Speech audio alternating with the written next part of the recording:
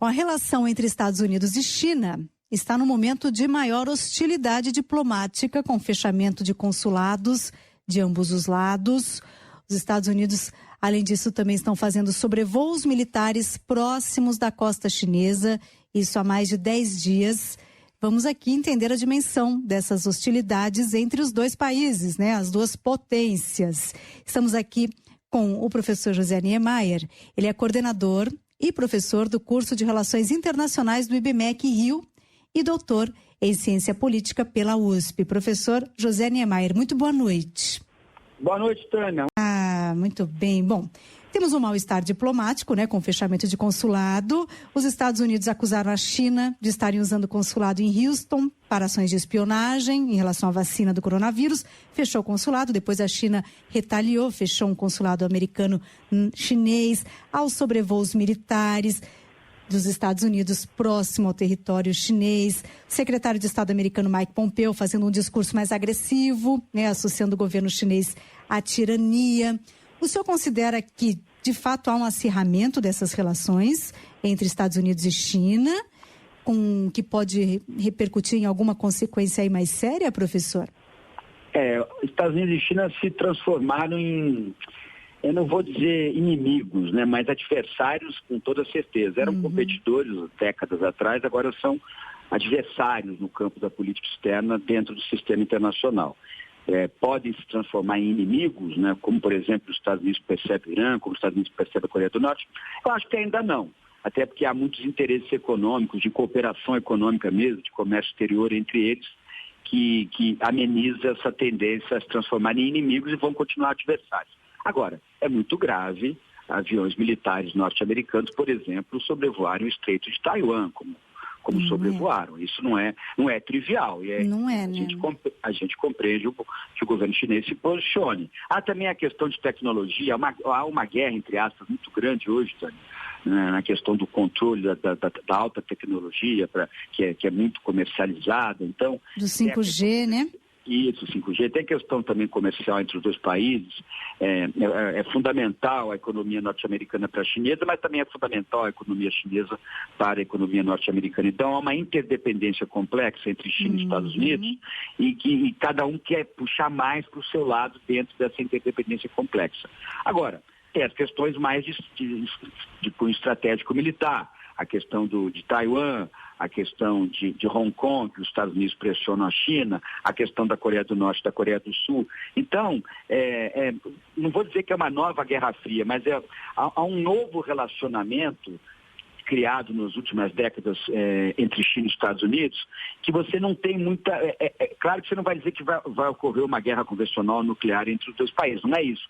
Mas a gente não tem um cenário muito claro do que pode acontecer. Se você me perguntar, a partir do mês que vem, esses países vão cooperar do ponto de vista internacional, eu te digo que não vão cooperar. Eles serão muito mais que competidores, serão adversários. Agora, vai haver um conflito militar? Imagino que não. A gente tem que aguardar. Isso tudo tem a ver com as eleições de novembro nos Estados Unidos, né, Tânia? Pois é, porque muito a ver com parece que há um acirramento maior por parte dos Estados Unidos neste momento, né?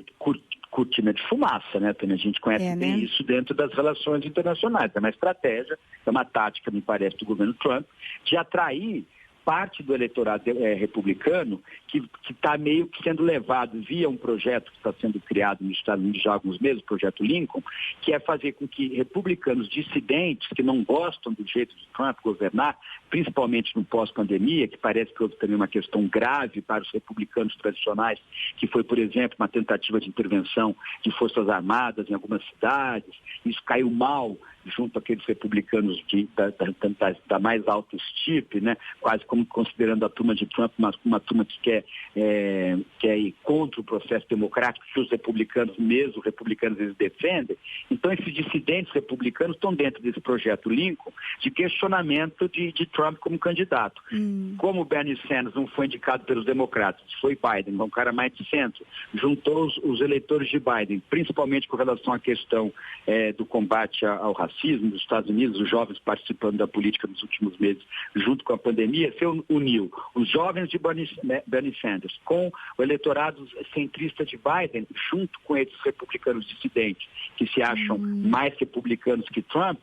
Aí Trump começa a ficar receoso. Sim. Talvez ele esteja fazendo algumas ações para criar uma cortina de fumaça, para criar um ambiente para dizer, vamos nos unir, porque a China é um inimigo que está próximo. Então, um inimigo comum é a grande chave, né? É o antigo palanque externo, né? Isso acontece em muitos países, né? Muitos países. Sim, pois é. Bom, professor José Niemeyer, o nosso ouvinte aqui no nosso chat, Paulo Roberto Rodrigues, diz o seguinte: a China é a nova potência global e os Estados Unidos um ex-império. Esse é o movimento mesmo? A China está em vias de passar os Estados Unidos? Há projeções que ela vai passar do ponto de vista econômico. Mas eu acho que não é nem tanto para lá, nem tanto para cá. Os Estados Unidos continuam sendo a superpotência, tanto do ponto de vista econômico, como militar, como de aplicação de tecnologia no processo produtivo, de influência cultural nos países. E a China vem numa ascensão impressionante, né? Agora, com a crise, também sofreu, mas já parece que a economia chinesa já começa a recuperar agora no primeiro trimestre de 2021, para mostrar a força da economia, principalmente interna, padrão de consumo impressionante, tá? Muita indústria. A China é um país que investiu muito no setor industrial nos últimos tempos, muita exportação. Então, ela dizem que ela vai passar os Estados Unidos, mas eu prefiro dizer que são duas superpotências hoje, né? Que é bem acima de União Europeia, vista como uma potência, considerado principalmente França e Alemanha. A Índia é um país que vem crescendo, Rússia cada vez tenta retomar um papel importante no mundo eslavo, mas você tem aí duas grandes potências, que são China e Estados Unidos. Não acho que dá para falar que os Estados Unidos estão em declínio. Muitos acham que estão, mas eu acho que os Estados Unidos permanecem como uma superpotência fundamental, né? Inclusive, se a gente for comparar meios militares entre China e Estados Unidos, por mais que a China tenha um exército muito poderoso em quantidade de homens, os Estados Unidos ainda tem uma vertente tecnológica mais moderna na sua Força Armada, por mais que a China esteja investindo principalmente em tecnologia naval, porque a China tem como cenário de guerra a questão de Taiwan e a questão também de Coreia do Norte e Coreia do Sul, com interferência dos Estados Unidos. Aí teríamos aí é importante a força naval num combate ali no mar do sul da China. Bom, professor José Niemeyer, o Daniel Eduardo, nosso ouvinte aqui no chat, diz o seguinte: o ruim é que a China é comunista. Então, qual o parâmetro para classificar a China como comunista? Porque ela faz uma disputa de mercado ali, né? É um país de partido único, onde tem um cerceamento à liberdade política, um cerceamento à liberdade religiosa, é verdade, é um país comunista. Né? Mas é um país que tem também a zona de econômicas que praticamente vivem numa situação de vida capitalista. Quer dizer, a China conseguiu fazer algo meio termo, híbrido, né? As regiões de muito progresso econômico, são as zonas econômicas exclusivas, as ZES. Então, o seu ouvinte coloca, é comunista. Aliás, hoje em dia, essa é uma questão, né? Parece que está muito em moda dizer que aquele é comunista, que ele não é comunista, né? Faço aqui uma observação que parece que temos mais comunistas do que temos mesmo, porque todo mundo é comunista. Bom, aqui no Brasil... Então, aqui no Brasil até eu sou, né? pelos parâmetros. Todo mundo. O social-democrata é comunista, o liberal social é comunista, o de centro é comunista, o de centro-direita é comunista. Só não é de comunista ou de direita. Então, eu acho que está uma discussão conceitual que a gente precisa enquadrar melhor. Mas o ouvinte tem razão, a China é um país comunista. É um país comunista, porém competitivo do ponto de vista do mercado. Muito competitivo, que pratica o que nós chamamos de capitalismo de Estado, que também não é muito diferente esse capitalismo de Estado, do Estado é indutor do capitalismo, porque alguns países que não são comunistas fizeram nos últimos 50 anos. Muitos países, inclusive aqui das Três Américas, foram países que tiveram um Estado muito forte no processo de desenvolvimento econômico. E não eram países comunistas, né? Então, o Estado ser mais ou menos indutor do desenvolvimento econômico também não define aquele país como comunista. Comunista é aquele Estado que tem que segue a doutrina comunista, que tem partido único como a China, que realmente cerceia a liberdade, que vai contra muitas manifestações com relação a direitos humanos, é verdade. Isso é verdade. Eu acho que essa palavra comunista está esvaziada, né? Força em qualquer lugar, né? Talvez um país totalitário, talvez. Um país totalitário, um país onde não há democracia, não há tanta transparência no processo político, não há outros partidos, isso a gente tem que criticar. Como também a gente pode criticar o modelo venezuelano, como a gente pode criticar também o modelo brasileiro de 64. Então, mas a questão importante é a seguinte: é um país muito poderoso, a China. É um país muito poderoso, como são os Estados Unidos também. Uma ditadura, né? O Pedro Balista lembra aqui. Né? É uma ditadura. Porque é um partido único, né? Partido único é algo grave, Tânia. Por isso que é muito importante, a gente às vezes critica, o Brasil tem partido demais, porque aqui a gente exagera. Mas é muito importante a multiplicidade, você ter partidos, pelo menos 5, 6, 7 partidos, porque aí você consegue congregar várias forças e ideologias, né? Isso é importante. O Brasil, eu acho que caminha inclusive para isso, você tem em torno de 5, 6 partidos fortes. Agora a China, está na hora da China abrir, né, Tânia? Mas é muito difícil abrir do ponto de vista político, porque você tem milhões e milhões e milhões de funcionários públicos, você tem milhões e milhões de estatais, milhares de estatais, vamos dizer assim. Você tem toda uma estrutura do Estado chinês que, para você desregulamentar isso, poxa, eu imagino que seja um processo aí para 100 anos. Porque é muito complicado, né? Muito complicado você mexer com essa estrutura. Porque já está... a concepção é essa, né? A estrutura é essa. O coletivo deve estar acima do indivíduo, onde o bem-estar da população é objetivo estratégico a todo custo, mesmo cerceando liberdades. Eu precisaria conhecer melhor a China, e acho que todos nós, né, inclusive seu ouvinte, você, eu, conhecer melhor a China para a gente falar mais sobre a China. A gente também não conhece tanto a China. Assim, né? Quem já foi para lá, né, nas grandes cidades, diz que é uma alta tecnologia, né, que é um negócio desenvolvidíssimo, né, desse ponto de vista, né, da pesquisa, da competitividade. O Daniel, o Daniel Eduardo, que falou que é uma pena que é um país comunista, fala da mão de obra barata da China. Aí eu queria entrar nesse tema aqui também, já fugindo um pouco da nossa conversa, mas é que os nossos ouvintes eles vão acrescentando e vão abrindo brechas, porque essa mão de obra barata da China também alimenta as empresas dos países capitalistas, não é?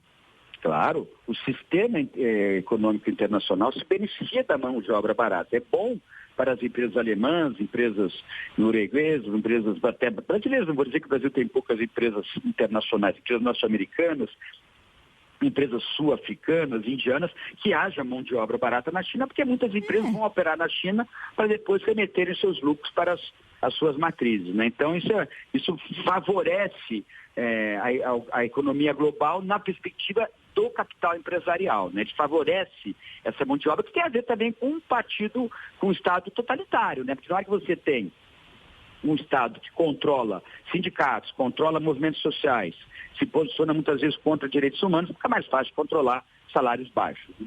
Sim, pois é. E aí as empresas que se beneficiam disso, de outros países, em teoria são defensoras dos direitos humanos, dos bons salários, mas indiretamente se beneficiam disso. Há um cinismo aí. Essa é a questão. O interesse do Estado e o interesse de um sistema de Estados, né? Às vezes o interesse de um sistema de Estados, como o nosso sistema internacional atual, ele é muito baseado numa ordem mínima que tem que ser mantida, mesmo com miséria, mesmo com desigualdade, mesmo com violência. E aí você tem as questões internas a cada estado e como a sociedade civil de cada estado se posiciona, né? E muitas vezes esse movimento é mais pró-modernidade, é mais crítico, né? Mas muitas vezes a ordem do próprio sistema, para que o sistema caminhe, você precisa meio que fechar os olhos para contradições como essas que você colocou, né? O Luiz Cavalheiro diz que é difícil algum país capitalista competir com a China. De fato, professor? Olha, aí eu não sei se é tanta questão do modelo político, do centralismo do Partido Comunista, do comunismo em si, da falta de transparência, ou se é mais o mercado interno, né? O mercado interno de mais de 1 bilhão de pessoas. Realmente você acaba tendo uma demanda impressionante, né? E aí você favorece não só mercado interno, mas exportação, importação, um fluxo, né, também de obras, de infraestrutura o tempo todo, né? Cidades que saem, como eu disse, quase de uma situação de medieval, de vida, começam a entrar na modernidade, e aí imagina como ficam as famílias de chineses que nunca tiveram aquele acesso a consumo, e aí começam a ter, começam a usufruir de regiões que ficam aos poucos mais, saem daquilo que era mais antigo, partem para aquilo que é mais moderno. Aí você começa a ter uma revolução, cada dia é uma revolução na China, né? Agora, tem graves questões, além da questão política, tem a questão de meio ambiente. Na China tem problemas seríssimos de meio ambiente. A China tem questões gravíssimas de fronteira, com Mongólia, com Índia, a questão de Coreia do Sul e Coreia do Norte, a questão de Taiwan, que ela não abre mão, a questão de Hong Kong. Então a China tem muitos, no Tibete, a China tem muitos problemas de fronteira. A questão geopolítica chinesa é muito mais complicada que a questão geopolítica norte-americana, que é vizinho de Canadá e México, com 2 oceanos e com uma marinha muito poderosa, uma marinha mercante muito poderosa. Então a China está muito presa às suas questões subregionais, vamos dizer assim. É por isso que a China ainda não se mostra tão atuante. Ela está atuante, mas ela parece que tem alguma coisa que prende a China, que são essas questões históricas e de um subregionalismo geopolítico complicado de administrar, muito complicado. Mas o que é que, por exemplo, o Garcia aqui no nosso chat diz que a China quer dominar o mundo, e o senhor diz que ela está um pouco presa. Eu acho que ela ainda está. Ela não está muito agressiva? Ela aos poucos, ela está comprando ativos na África, comprando ativos nas Américas, frente no Brasil, a gente sabe disso, na América do Sul, mas eu acho que o movimento da China será muito maior do que esse. Ela ainda precisa observar 2 dinâmicas, a dinâmica interna, de abertura ou não do sistema político, que vai dar uma contradição, inclusive, vai criar uma contradição para o sistema econômico, para administrar 1 bilhão e 200 milhões de pessoas, de uma hora para outra vão ter mais liberdade política, vai ser complicado se você administrar. E, ao mesmo tempo, essa questão subregional que ela tem que prestar atenção, né? A questão geopolítica próxima dela é complicada. Se não fosse isso, por exemplo, se a China conseguisse, de uma hora para outra, criar uma sociedade de mercado baseada na livre iniciativa, na transparência política, na independência, na liberdade política, a China já teria muito ultrapassado os Estados Unidos. Então é um entrave. Essa estrutura é um entrave. Ao mesmo tempo que ajuda, atrapalha a expansão geopolítica. Isso, claro. Se ela fizesse isso, com facilidade. O problema é que você não consegue um país que venha de um regime de fechamento político, de Estado centralizador, de economia planificada há muito tempo, abrir de uma hora para outra é muito difícil. Por isso que eles abrem aos poucos, né? Mas aí eles têm que ter 2 olhares. O olhar com essa geopolítica que eu digo mais próxima, que não é simples, e também um olhar com relação ao sistema internacional. Por isso que eles privilegiam o quê, Tânia? Comércio exterior, cooperação econômica. Eles não partem para... Inclusive no Conselho de Segurança da ONU, eles não votam em questões muito ligadas à segurança internacional de maneira muito, muito clara. Eles muitas vezes eles dão passos para trás porque eles sabem que eles têm responsabilidades internas e com os vizinhos muito grandes também para administrar, né? Eles não têm força geopolítica. A mesma força dos Estados Unidos. Não é bem a ideia, Tânia, não é força geopolítica. Quando você fala do sistema internacional, não é tanto geopolítica, é mais de política internacional. Os Estados Unidos têm uma política internacional mais... apesar que em Trump não tão clara, né? Mas tradicionalmente os Estados Unidos têm uma inserção no sistema internacional do ponto de vista político mais claro, né? Do ponto de vista tradicional. Quer dizer que interfere nas decisões de outros países, é isso? Interfere muito mais, muito mais. A China não interfere como os Estados Unidos, é isso aí. A questão geopolítica, Tânia, só para os seus ouvintes ficarem também nessa discussão, sempre tem que envolver geografia. Então, quando você fala geopolítica, é questão lá com Índia, com aquela região próxima, que envolve a geografia, fisicamente falando. Quando você fala em ambiente internacional, você está falando mais de uma ação diplomática, uma ação política institucional, como você disse. Aí os Estados Unidos têm muito mais musculatura, ainda tem mais musculatura que a China. E faz sentido, então... Controla a OTAN, tem um papel importante no orçamento das Nações Unidas e tal. Sim. E faz sentido acreditar que a China está querendo dominar o mundo? Olha, eu vou responder de uma outra maneira. Eu vou responder que o Brasil também gostaria de dominar o mundo. Quem não, né? Também gostaria de dominar o mundo. Que a França gostaria de dominar o mundo. Que Portugal já tentou dominar, que a Espanha já tentou dominar, que os Estados Unidos dominam há algum tempo. Entendeu? Que a Rússia está tentando voltar a dominar pelo menos a sua região. A briga é essa, né? O jogo do poder é um jogo muito, muito particular, né? Quem estuda o poder, realmente o poder tem algumas máximas, né? Uma delas que eu gosto muito é que o poder se expande. Todo poder se expande, desde o poder da Tânia com alguém da família dela, desde um Estado com relação ao outro. O poder se expande. Depois que ele se expande, ele se defronta. Na hora que você tem um relacionamento com alguém, você mostra poder, você fica mais próximo da pessoa, ou o Estado fica próximo do outro Estado. E aí ele se confronta. E aí o Estado confronta o outro Estado. Então faz parte, a expansão do poder tem quase algo ligado, inclusive, aos humanos, né? Da mesma maneira que a gente atuam os Estados. O poder se expande, defronta, depois confronta. Muito bom, professor. Isso faz parte. José Niemeyer. Quem mais aqui, ó? O Xiao Mandarim. Aqui temos um chinês, ou pelo menos ele faz curso de chinês. Ele diz que a China já é o maior parceiro comercial do Brasil e os brasileiros não conhecem a China, né? Pouco sabemos sobre a China.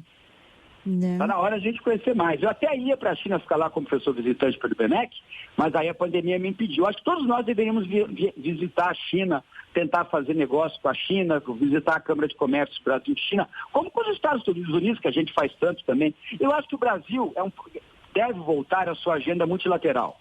O Brasil não deve ficar fazendo exclusivismos da sua política externa, porque o Brasil não tem nem punch, nem força para isso. O Brasil tem que estar preparado para uma postura, uma agenda multilateral de relacionamento. Por exemplo, se Biden ganhar eleições daqui a 100 dias, e Trump não for mais o presidente, como fica o Brasil, já que criou um relacionamento via governo Bolsonaro quase exclusivo com os Estados Unidos? Eu acho que é algo que a gente tem que começar a repensar. Inclusive o preconceito desse governo com a China, né? Que é o nosso principal parceiro comercial. Mas é sempre a mesma coisa. Mas eu estou essa é a mesma coisa do comunista. Para que isso? Para ganhar ali os 20%, 25%, que é bastante, hein? Do eleitorado cativo do presidente Bolsonaro, para ele estar no segundo turno. Tudo bem, mas com isso ele não ganha no segundo turno, ele precisa de mais.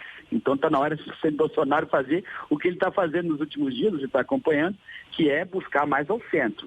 A política se trabalha no centro, não se trabalha nos extremos. Pois é. Isso é meio pensando óbvio, assim... Meio que óbvio e ululante, tanto na política externa como na política interna. Claro, e pensando objetivamente, em termos práticos, ficar de bem com a China nos interessa muito, economicamente, né? Econômico, como até do ponto de vista civilizatório, porque o Brasil sempre foi um país aberto ao diferente, que recebe bem o estrangeiro. Nós temos uma comunidade de chineses grande no Brasil, o fluxo de turistas depois da pandemia deve continuar forte para lá e para cá. Eu tenho a impressão eu não sei se eu estou chegando numa fase da vida onde eu compreendo mal os radicalismos, mas eu acho que os radicalismos, no mundo como o de hoje, muito fragmentado, muito competitivo e muito contraído, eu acho que os radicalismos não vão nos levar a nada, tanto do ponto de vista de política interna como do ponto de vista de política externa. Sim. Muito bem. E já que, para encerrar aqui, já que nós já mudamos de assunto e já que estamos falando de radicalismo, que o Trump é um representante dessa linha... Faz tipo, pelo menos, né? Faz tipo que é radical, né? Porque também o radical gosta de tipo, né? Vocifera, né? Assim, né? Tem aquela retórica. Geralmente o radical ele é muito teatro e geralmente um cara de consenso às vezes é um radical que ninguém sabe. Né? Entendi. Tem a retórica, né? Que agrada um grupo. Agrada um grupo, mas eu volto a dizer, tem segundo turno. Eleição tem segundo turno. Aqui no Brasil tem segundo turno. Voltar depois para trás, as pontes queimadas com uma postura radical não vão estar mais lá. Então tem que... Mas eu acho que o presidente Bolsonaro percebeu isso ultimamente. Mudou completamente a maneira de fazer política, né, no dia a dia. É impressionante. Na minha opinião, mudou completamente. Se ele vai voltar àquela postura mais dura, não sei, mas que ele mudou, ele mudou. Assim, ao se aproximar do centrão, né? Ao se aproximar do centrão, ao colocar como ministro das Comunicações um cara que é muito bom de negociação, que é o Fábio, que inclusive parece que é ligado ao SBT, sei lá, que é um ministro hoje muito atuante, que inclusive vai tentar controlar o processo de privatização lá da Eletrobras, da Telebrás, eu não sei. Chamar ministros, dar mais poder, novamente dar mais poder ao Paulo Guedes para ele fazer o que é importante com relação às reformas na área econômica dentro do Congresso, a parar de insuflar grupos radicais, grupelhos radicais que, na minha opinião, não trazem nenhum benefício ao debate democrático. Uma coisa é você se dizer de direita, ou de centro-direita, ou de centro, ou de centro-esquerda, ou ser do PSOL, ou ser da esquerda radical, ser comunista. Outra coisa é você questionar o processo democrático, que não há outra alternativa senão o processo democrático. Exato. Eu não conheço nenhuma outra e acho que vou morrer sem conhecer. Isso não está em pauta, né? Essa questão não pode ser colocada na discussão política. Não é questão. Exato, não é a questão. Muito bem, professor, muito obrigada, viu, pela entrevista. Uma boa semana aí para o senhor.